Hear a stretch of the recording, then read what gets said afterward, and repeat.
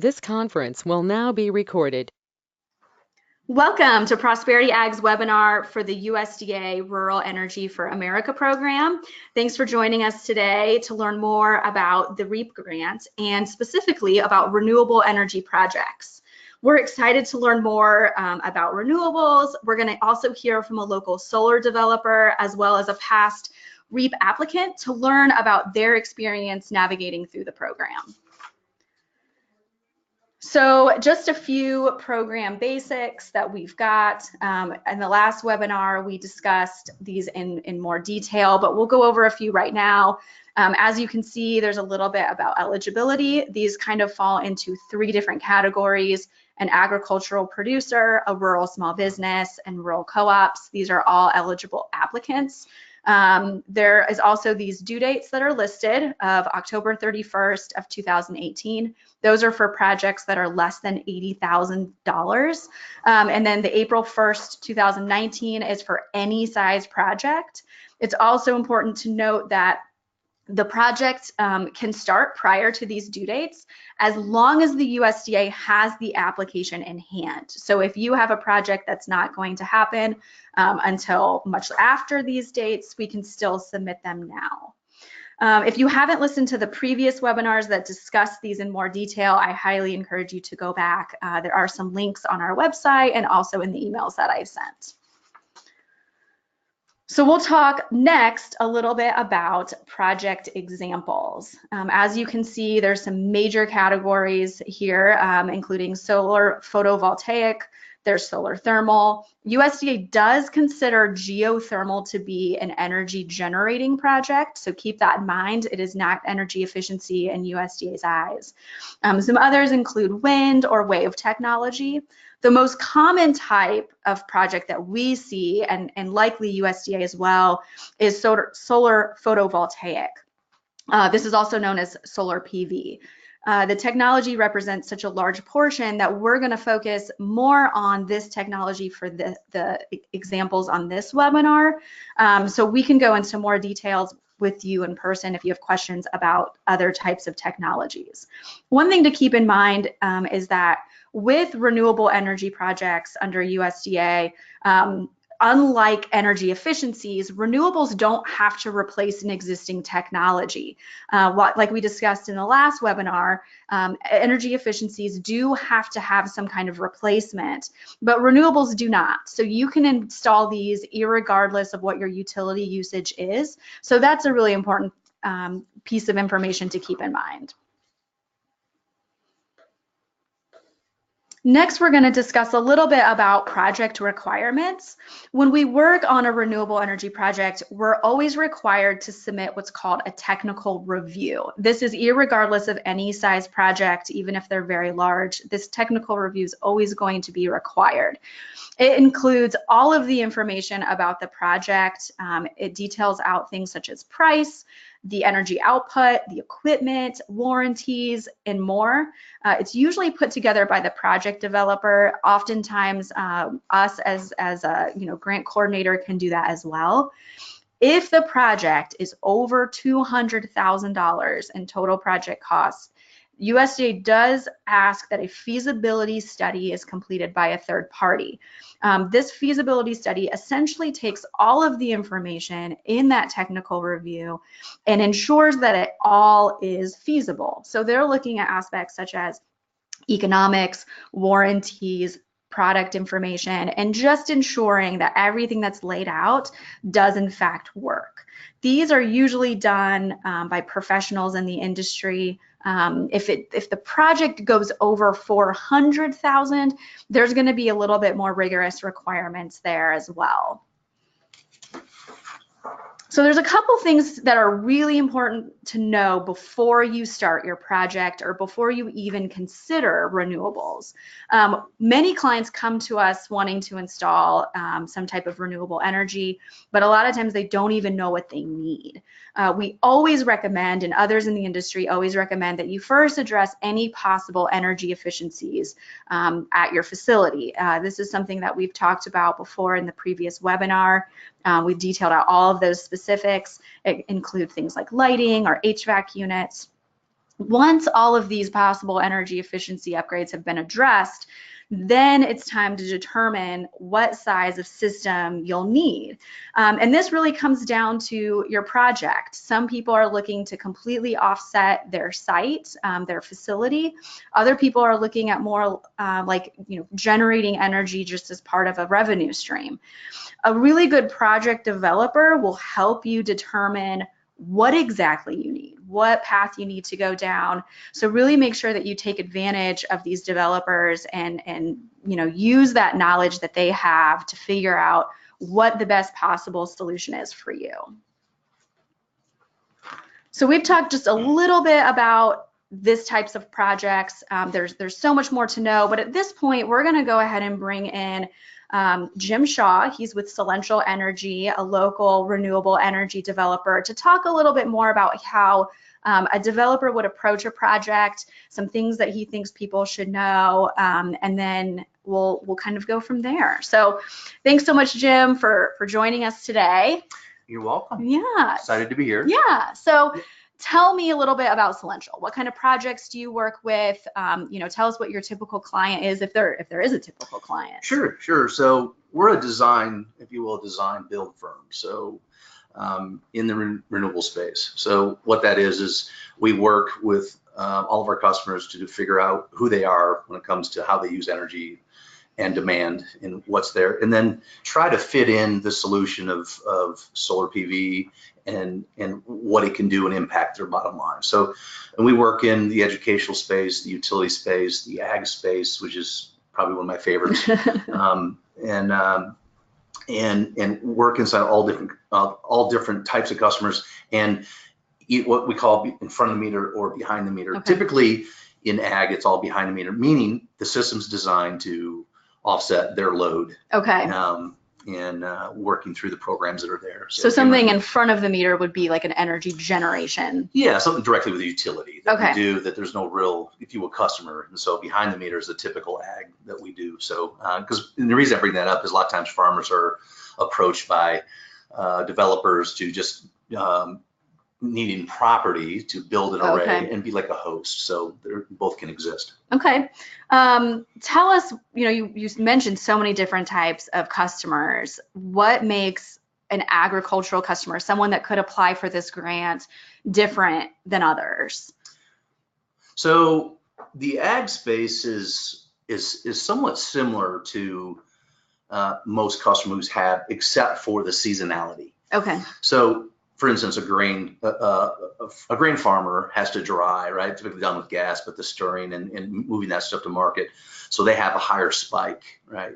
So that's their challenge as well. So we have to show how a system can be designed to help offset that seasonality of a customer. So and typical agricultural customers, farmers, they've been doing this so long, so we have a chance to talk to them a little bit more about how efficiently you can operate and move through to try to reduce that demand or that load, but really how the solar arrays generation plays in part with their operation. Okay, so do they offer different challenges than others, or are they pretty easy to work with? If you think about how solar PV is deployed, it's on the ground.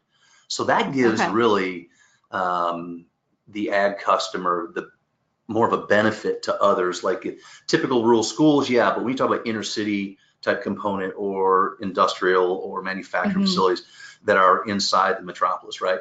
It's the rural area and the farmers are there, so they have the property to use and utilize. So that's a big benefit to be able to have. Yeah, that's good to know. Yeah. So when you get these agricultural producers, how do you navigate them through what they need? Like what size do you determine? It is always based on the baseline, historical data. It's always historical data because solar is designed to offset that. And then so the challenge is how you look forward. What kind of growth are you looking at? So as we develop a size platform for let's call it a grain farmer, based on his historical data and his unusual spikes that he has, especially in the harvest time, we build a system that can operate inside of let's say the utility availability that's there. So it's really completely custom solution. So it's not like you have a choice of A, B, or C. we so wish that every system was the same, right? So yeah, they even inside of many customers we've done 2 different arrays for the same customer, that because they have 2 different operations, 2 different types, so Right. trucking or drying or moving, and so even inside of a single customer, it could be different. And but that's our challenge, and that's what we do. Right. And so we can show them the path down. Okay, that's good to know. So speaking about the grant specifically, you have customers that you mentioned that aren't eligible for the grant, but you do have a lot that are. How has utilizing this grant program impacted either you or the way you do business? So if you look at the USDA REAP grant, and what they've done is they really have focused on the middle markets, because I think you're the expert on this side, is there's a revenue maximum that they can make. So it's a middle market or lower market farms that can have the ability to do a project or to bring that project to fruition with the USA REAP grant that they might not have been able to look at before. Okay, so that's a huge benefit. The other thing is now you're getting innovation down through middle markets and into lower markets, and that's good, right? I don't think you can go and drive in the landscape anymore and not see a solar array. It's amazing. When we started this business back in 2010, that was a hit and miss, right? It was at national airports, you could see it, but in the rural area and farm area, you can see it. So innovation has started to come to the rural areas. It's not the coast anymore. It's coming to the Midwest. And so the big thing that in the project, in the USDA REAP grant, the idea is the educational component as well, is all farmers, should look into this. They should do it because they can understand of what's applicable to them. Right. And USDA REAP grant can make that possible, because of the value of that grant plus some other benefits stacked on top of each other, really, again, makes these projects come to fruition. Right. And you mentioned like the educational aspect. So you are there to kind of navigate them through what they can and cannot do given their system, whether it is their output or whether it's the incentives like the tax credits. That's what you guys are supposed to be doing as a developer, right? Yeah, look, when you get into tax and you get into financial benefits, I mean, we have suggestions and stuff, and obviously they have to vet that through their CPA firms and how they do it, right? But yeah, that's what we do. We have to show them how it works. Every utility can be different.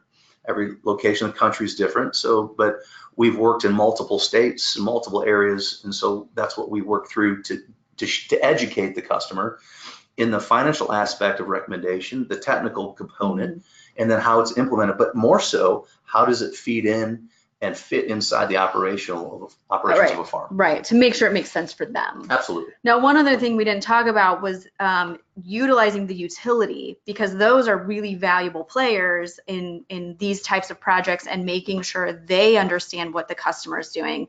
Can you, discuss a little bit about your relationships with the utility and how you approach that? Because I think a lot of people have this misconception that utilities are not open to solar or having anything different on their utility grid, and that's a big misconception people have. Yep. So every solar array that's attached to the grid has a utility component to it that you have to cover and you have to develop a relationship with. From their perspective, it's operating on their grid, and there's very codes and restrictions and processes and certifications that have to be followed, just so they know the impact, right? So, except for stuff that's off the grid, right? Backwoods cabins, that kind of stuff. Yeah. But yeah, so the utility relationship is a necessity in our business, and because it's a roadblock, if you don't have it and you don't abide by it, then you're not going to have repeatable business. So from interconnection studies to interconnection application to vetting all of our design, all our calculations, all of our engineering, that is stuff that you do for the customer and show them that, but then the utility goes through and, if you will, let's call it verifies, or third-party verification for the farmer that the developer is doing their job, right, even prior to this happening. So getting that interconnection is critical because we're connecting to the grid, right? The one other thing they need to understand is the reason we're doing that is solar will take advantage of how the earth on its axis plays with the sun and how it pulls away in the winter months versus comes together in the summer months. And that's when, if you will, we fatten up in the summer so we can thin down in the winter, right? Kind of opposite of the bear, right? So it's important because, especially for farmers that have the spike, if you will, because in the summer we have to produce. So if we could, as a company, launch and build everything in April, so they could get through all the summer months, that would be really great, but that's just not the way it is. So it's very critical to understand that utility piece. Okay, so if there's somebody interested in solar and they're just starting to kind of like get this idea into their head, is there anything you would suggest them to do? Any tips? Yeah, so the one thing I would do, first of all, is you already know your utility. Find out the program that they have, if they have a program. And if there's nothing that supports it, it doesn't mean that solar can't be done. It's just there's a lot of different processes and ways it can be. The second thing would be is to search out information on solar developers in your area. You probably know a school or a farm that's so the word of mouth thing really helps. Obviously, a plug for you guys, reach out to grant companies, Prosperity Ag located at, but that's a real key to finding out all of the components that are available to them to give them an informed decision. Because look, most ag projects are funded through the customer. We deal with investors that want to own this separately from the customer in a non-tax situation, but typically the farmers are leveraging their land, their line of credit, and getting money. So make an informed decision, call, just find out information about it and learn, and in order to make, so it's not an overnight, hey, on Monday I'm gonna make a decision to do it. It's a big investigate investment. it. Absolutely, it's a big investment. Yeah, so they just need to make sure that they've got all their bases covered and know all the information. And realize that these systems are lasting for 40 years. Yeah, way beyond what they initially thought they would last. Absolutely. There's documentation of panels that are still operating after 50 years. Wow. Depends on the inverters, types of inverters, but there's 10 and 20-year warranty. So this is not a 5-year investment. This is a long-term investment, just like machinery and buildings that farmers have, and so that needs to be the way it needs to be treated. Perfect. That is such good information. We're going to right now get Dave Harden on the phone. Dave is a previous REAP applicant. He and I started chatting, I want to say like a year and a half ago. He had this idea of, interest in solar and, what are the things I should know? And we kind of navigated him through the process. Kind of got him connected with Soulential and have applied for the grant for 2 different arrays, 2 different operations that he has going on. So 2 projects, 2 grants, and now we can say he has had 2 successful wins. So Dave, are you on the line? Yes, I am here. Awesome. Thanks so much for joining us, Dave. You're welcome. All right, so I told a little bit about what you guys have done as far as solar, but do you want to tell us a little bit about your farm operation, what you guys do, kind of like what that landscape looks like? Sure, Christy. Well, our farming operation has 2 different entities that operate on it. One is a commercial hog farm, a farrow to finish hog farm, and then the other is a grain enterprise, growing mostly corn and soybeans. And we, have been thinking about things in the renewable energy space for some years. But once you and I started talking, I guess that's when we really started to get the ball rolling.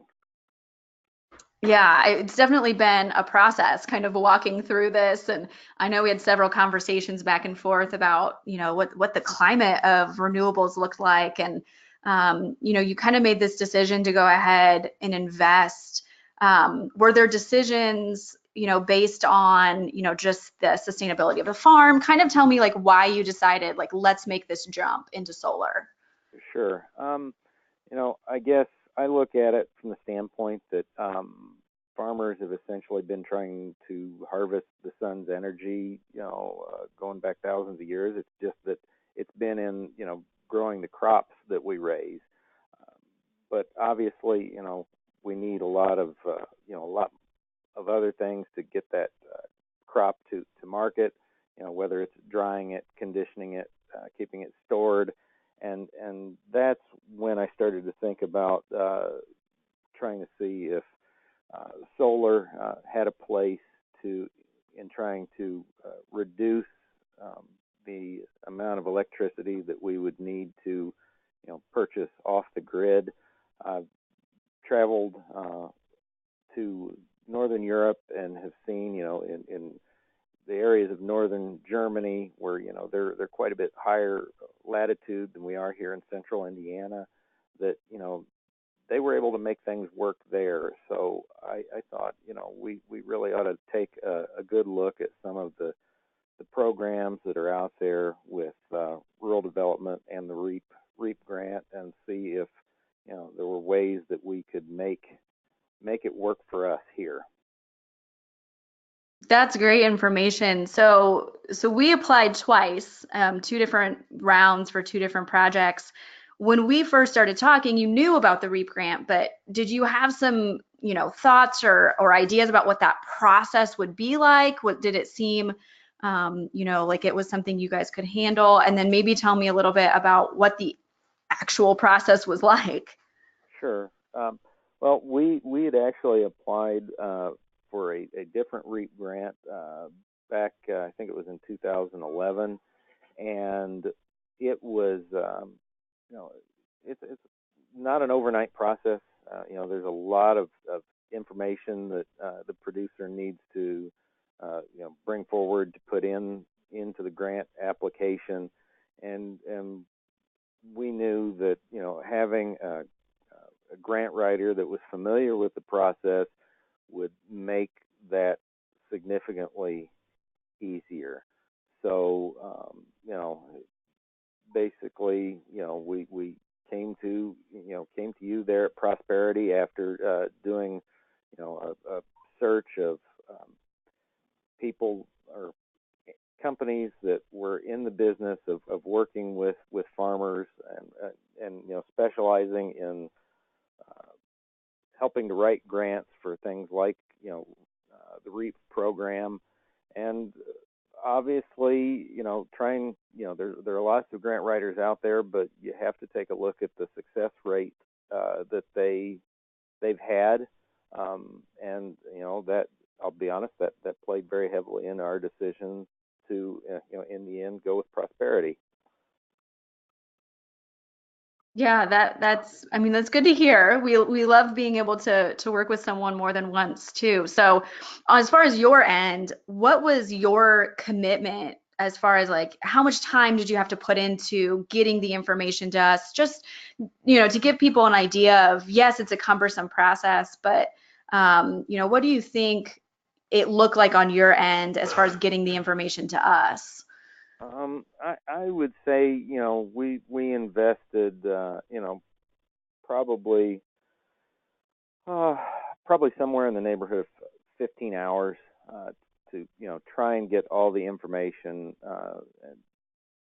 that we needed, because obviously it's better to have more rather than not enough. And if you've been, if you've kept good financial records and have pretty good idea of what your end goal is going to be, it makes it a lot easier.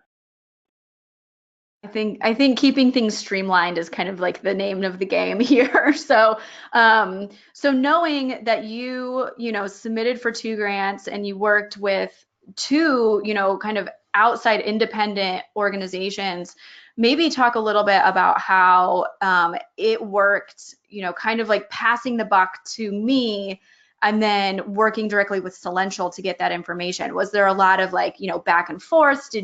Or were you kind of like out of the loop and just kind of let things, run its course? I felt it was, from my standpoint, it was a fairly seamless. Once we'd put the information in either your hands or Southerland's hands, getting it back, between the parties didn't seem to cause, there wasn't much of a problem with, as far as time delay or things of that nature. We were very happy with, the timeliness of how the information would move back and forth. Great. I think one of the things that I would like to hear you talk about is if there's someone, a fellow farmer or even, a fellow community member that, was where you were however long, 18 months ago when you and I first started talking, and they're interested in solar now, what would you recommend to them? You did a lot of research on your own. But other people may not be in that boat. So maybe talk about what you think some tips or, some direction for others interested might have. Well, I would say, doing your homework is very important. You need to, I think as I heard Jim comment a few minutes ago, it's very important to realize that this is not a 5-year investment that you're making here. So you need to take a look at, is the business model that you're working with today going to be the one that you're working with 10, 15 years down the road? And if not, be thinking about how the investment that you're making in solar will fit into that. I would also say, it's just important to understand your, in the short term, understand your cost structure and realize that it's not, while we were lucky and did get 2 grants, it's not always a guarantee. So make sure that, the assumptions you're making about cash flow is going to work whether you get the grant or not. So I think, Christi, those would be the things that I'd just encourage people to do, is to make sure that you've done your homework and make sure you have a good understanding of, what you think the financial picture looks like, well into the future. Yeah, I think you also hit on something that, Jim and I didn't talk about yet, but that you and I have talked about is you really want to make sure the project makes sense without the grant, because if you don't get that grant, there's a lot of disappointment from a lot of different people. So, I think you worked pretty extensively with Southerland to make sure that you fully understood the financials and that without this grant, it still made sense for what you guys wanted to do. Correct. Oh, great. Well, Dave, do you have any other thoughts, anything else you want to share before we wrap up? Just that, Jim made the comment that, there are people approaching farmers to do this, from the standpoint of even taking very large tracts out of production to grain production, that is, to put in solar that connects directly to the grid, and all the way down to farmers like us that are just looking to just try and offset a substantial amount of the electricity that we needed for our normal day-to-day operations. And there's probably there's a fit for everything in between those. Now that we've been through the REAP grant application, I guess 3 times now, it's just, I think it's helpful for farmers to know that, don't try and size the grant to, take care of everything. You're probably a little more likely to come out with a positive outcome if you just take a slightly more measured approach and don't try and take one giant bite at the apple. No, that's perfect information. Dave, thank you so much for your time today. I think you've offered a really great view for other farmers or rural businesses to kind of get a sense of what it's actually like to go through that process. So thanks again for joining us. You're very welcome. Glad I could help. All right, we are going to put some contact information up on the screen. Feel free to, reach out to anybody that might have more questions. I know Jim and myself are both always open, to answering any questions.